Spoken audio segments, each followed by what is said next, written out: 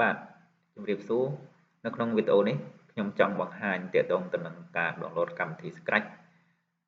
ដើម្បីយកមកដំឡើងនៅលើម៉ាស៊ីនកុំព្យូទ័ររបស់យើងនៅពេលដែលយើងចង់ប្រើជាលក្ខណៈ offline បាទ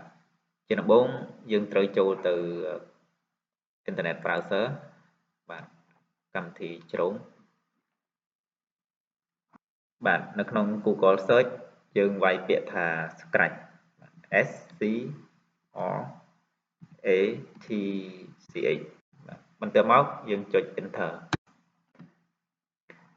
បាទអញ្ចឹងនៅត្រង់ចំណុចនេះខ្ញុំយកពាក្យថា download the Scratch app បាទឥឡូវយើងចុចទៅលើ download the Scratch app បាទបន្ទាប់មកវានឹងចេញផ្ទៀងមកបែបនេះហើយអ្នកគ្នាទាញអូសមកខាងក្រោមហើយយកពាក្យថាទាញយកដោយផ្ទាល់អញ្ចឹងយើងចុចកន្លែង download នេះហើយរងចាំវារហូតដល់វា download ចប់បាទឥឡូវនេះវាបាន download ចប់ហើយឥឡូវយើងចូលទៅក្នុង folder ហើយនៅក្នុង download នេះគឺវានឹងឃើញកម្មវិធី Scratch ដែលយើងបាន